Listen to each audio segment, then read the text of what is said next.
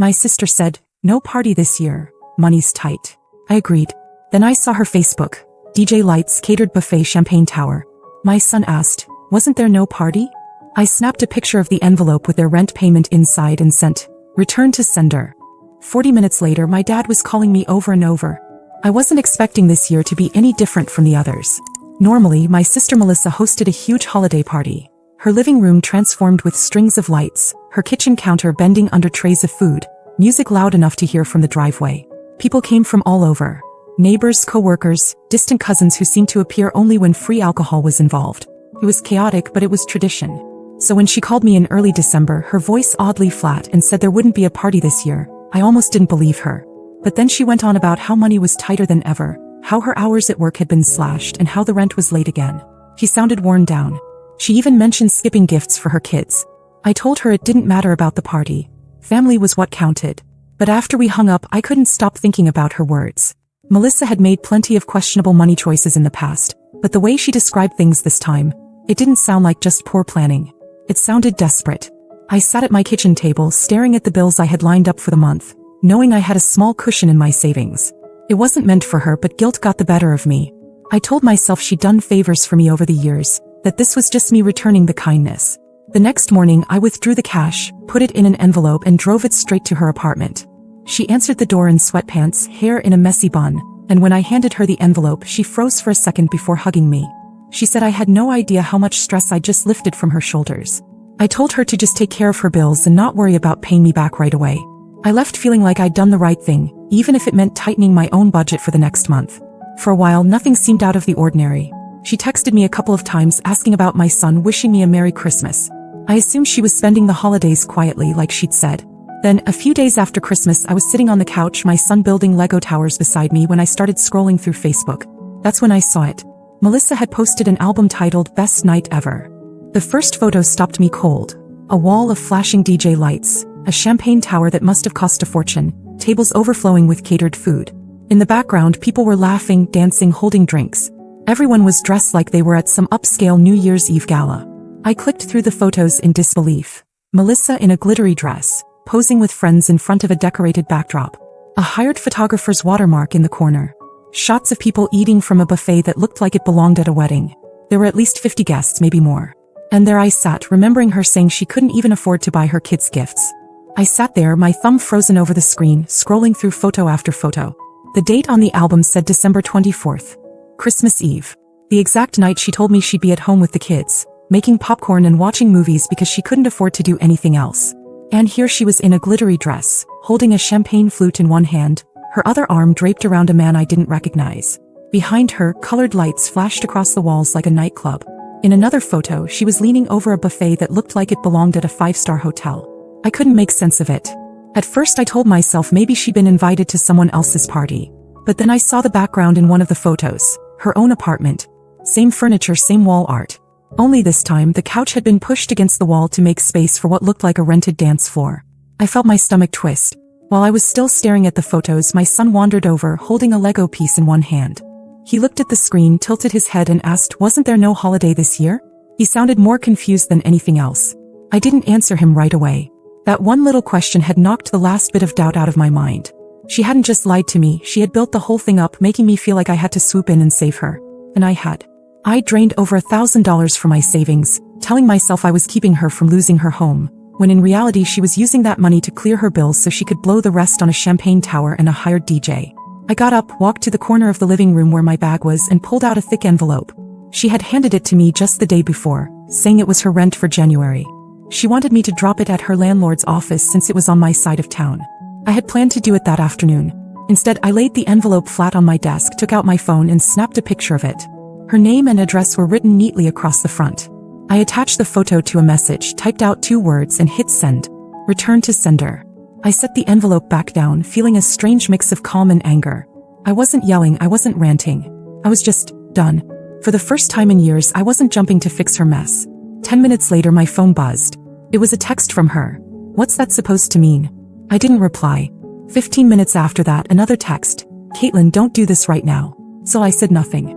By the half-hour mark, my phone lit up with a call from my dad. I let it go to voicemail. Then another. And another. By the time the fifth call came in, I knew she'd run straight to him. My dad wasn't someone who called repeatedly unless something was urgent, but the speed of it told me she'd already spun him a version of the story where she was the victim. On the sixth call I answered. When I finally answered my dad's sixth call, he didn't waste a second on small talk. He asked what was going on between me and Melissa, his voice low but clipped, the way it got when he was already knee-deep in someone else's mess. I told him everything. How Melissa had called me earlier in the month saying she couldn't afford rent, how she painted a picture of being on the verge of eviction, how she made it sound like Christmas was basically cancelled for her kids. I told him how I'd pulled more than $1,000 from my own savings to bail her out, thinking I was keeping a roof over her head. And then days later I opened Facebook and found a full-blown event documented. DJ, flashing lights, champagne tower, hired photographer, catered buffet, and at least 50 people crammed into her apartment. I could hear him breathing on the other end, but he didn't interrupt. When I finished there was a pause and then he said quietly that he believed me. He admitted Melissa had a pattern, not just with me but with other people, of stretching the truth when she needed something and making it sound worse than it was. It threw me off. My dad almost never took sides, especially not against her. Usually he was the family's damage control guy, smoothing things over so everyone stayed on speaking terms. But this time he actually said she'd gone too far. Then he asked me to take the rent payment to her landlord anyway. He said no matter what else had happened, making sure she had housing was the priority. I told him I wasn't doing it. If Melissa wanted her rent delivered, she could get in her car and drive it there herself. I wasn't going to run her errands after she lied to me. That's when my mom started calling. Her first words weren't questions, they were accusations. She told me I was overreacting, that I'd humiliated my sister by making a scene over something that wasn't a big deal. She said the party wasn't really hers, that friends had chipped in and paid for most of it, and that I was making it sound worse than it was. I reminded her I'd seen the photos. I'd seen the champagne tower and the DJ booth and the expensive catering. She tried to dismiss it as Melissa letting off steam after a stressful year. By the afternoon, my phone was a constant stream of incoming messages. Melissa switched between defensive rants and guilt trips. One text saying I didn't understand, the next saying I'd ruined her reputation with the family. My mom piled on with reminders about how family is supposed to stick together. My dad kept telling me to just drop off the rent so it would be over with. But something in me had snapped. I realized that every single time she pulled something like this in the past, I'd caved. I'd told myself keeping the peace was worth it. And here we were again, her throwing a party while I stressed about how to cover my own bills after bailing her out. So I stood my ground. I told my dad the envelope was staying with me until Melissa came to get it herself. If she wanted her rent paid, she could handle it like an adult. The next morning the calls slowed down, but the shift in tone was obvious. The next morning was strangely quiet. No buzzing phone on the nightstand, no voicemail alerts, no barrage of texts telling me I was cold-hearted. I drank my coffee in complete silence, wondering if they'd finally decided to leave me alone. By noon, I'd almost convinced myself the whole thing had blown over. Then there was a knock at the door. Not the quick, impatient kind, but 2 slow knocks and a pause, the sort that make you hesitate before answering. When I opened it, Melissa was standing there. No glittery party dress this time, no perfect makeup. She looked like she just crawled out of bed. Sweatshirt, messy bun, pale face. She didn't greet me, didn't ask if she could come in. She just said she was here for the envelope. I told her I didn't have it anymore. She frowned like she thought I was messing with her. I explained that after the endless calls from everyone, I'd decided I wasn't going to be the middleman anymore. I'd mailed it back to her address last night, certified, signature required. I even kept the tracking slip in my wallet. Her face went blank. Then she started muttering that I'd made things harder than they needed to be. I said no, she'd made things harder when she lied to me and used my money to fund a party she bragged about online. That's when she did something I didn't see coming. Instead of defending herself, she pulled out her phone and started scrolling, her thumb moving fast. Then she held the screen toward me and I froze.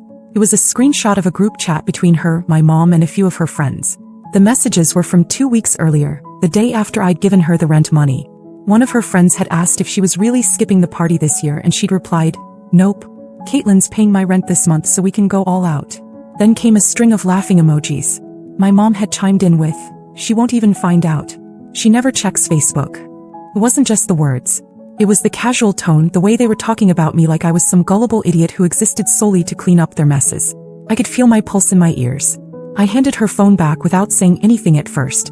Then I told her the next time she needed help she could show that group chat to her little audience and see which one of them wanted to step up. She tried to say it was just a joke, that they weren't serious, but it was too late. Whatever part of me still felt guilty about not helping her was gone. I told her I was done, completely done, and shut the door before she could answer. I thought that was it.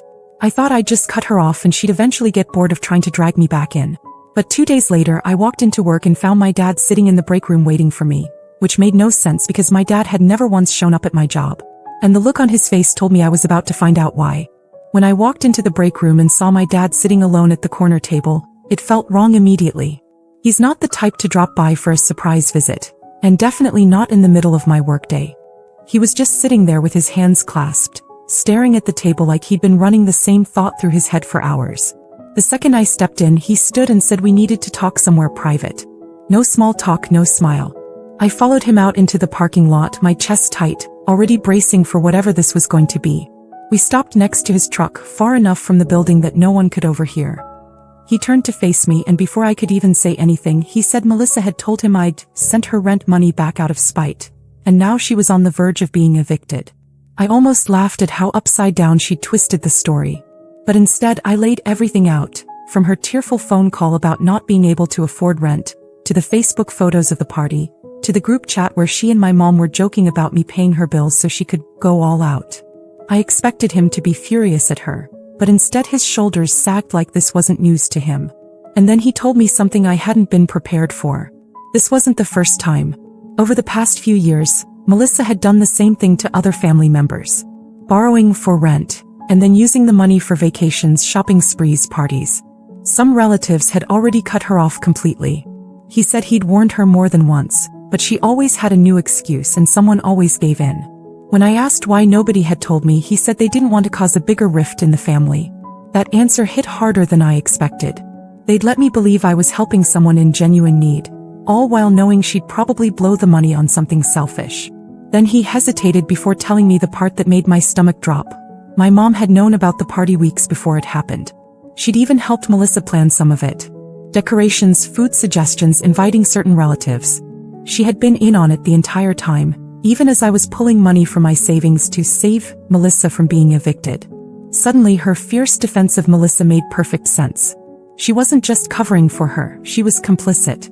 I stood there in the parking lot, trying to wrap my head around the fact that two of the people I thought I could trust most in the family had played me. My dad said he didn't agree with what they'd done, but he wanted me to just let it go, so it wouldn't get uglier. I told him it already had. He looked like he wanted to say more but didn't. Instead he just sighed, climbed into his truck and drove off. I stood there for a minute before going back inside, and it hit me, I wasn't just done with Melissa.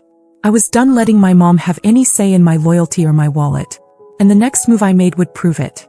That night, after my son went to bed, I sat at the kitchen table staring at the certified mail receipt from the post office. According to the tracking, Melissa had signed for the envelope at 3:14 that afternoon. Her problem was officially back in her hands, exactly where it belonged. For the first time in weeks I felt steady. Not happy but steady. I took out my phone, opened the family group chat and typed out one final message. No explanations, no apologies, just facts. Going forward, I'm not lending money, delivering money, or handling bills for anyone in this family. If you need help, figure it out yourselves. Then I muted the thread. The reaction was immediate. My mom replied first, sending a flood of texts about how I was overreacting and making the whole family suffer over one mistake. She kept calling it a misunderstanding, as if I'd simply gotten the date of the party wrong or misheard Melissa's sob story about rent. Melissa chimed in next. Her first text said I was being dramatic, followed by a longer one about how she never meant to hurt me and that I should just let it go because it's not worth losing family over. Then came a jab that my holier-than-thou attitude was why people didn't come to me for fun. I didn't respond to either of them. The next morning I woke up to no new messages. That silence stretched into days. I stayed off Facebook completely. I wasn't going to give them the satisfaction of wondering if I was watching. By the end of the week, my cousin texted me out of the blue. She said Melissa had been calling around, asking for short-term loans to cover her rent and utilities. None of the same friends who helped fund the party had offered her a dime. Apparently, Melissa had even tried to guilt one of our uncles into helping, but he'd heard my version of events and told her no. It was petty, but I won't lie. There was a grim satisfaction in knowing she was finally out of lifelines. My mom, on the other hand, pivoted to pretending nothing had happened. She started calling just to check on her grandson, and would slip in small hints about how the holidays will be here before we know it, as if that would magically erase everything. I never took the bait. If she wanted a picture-perfect family gathering, she'd have to organize it without me. And my dad, he stayed quiet. He called a few times, asked how work was going, how my son was doing, but never once mentioned Melissa or the rent money again. I think he knew that door was closed. Strange how quickly a boundary changes everything. I used to think family loyalty meant swallowing my anger, letting things slide, and being the one to smooth it over. Now I see it for what it was, letting people treat me like a backup plan. Melissa didn't just lose my money. She lost my trust, my time, and my willingness to be her safety net. And the truth is, those things were worth more than the envelope I sent back. I'd kept my distance from Melissa and my mom completely. No texts, no casual check-ins, nothing. My dad and I still talked, but only about neutral things. My son, work, the weather. He never once tried to bridge the gap, and honestly I was grateful for that. Then out of nowhere I got an email from Melissa. Not a text, not a call, an email. The subject line was just, "Please read." It was a long, rambling apology about how she didn't realize how much the party would hurt me, how she'd been caught up in the moment, and how she wanted us to start fresh. She even threw in that she was finally getting her finances together and trying to change. But halfway through the tone shifted. She mentioned her landlord had raised her rent, that things were tight again, and that she hated to ask, but could I help her out with just this 1 month? I stared at the screen for a long time before typing my reply. It was only 3 sentences. "I'm glad you're trying to change. I hope you figure it out. But my answer is no." I hit send, closed the laptop, and felt a strange sense of relief. The lesson in all of this was ugly but necessary. Sometimes the people you think you're helping are just learning how far they can push you. And once you take away their safety net, they either figure out how to stand on their own, or they fall. Melissa had already made her choice. This time I was letting her deal with the landing.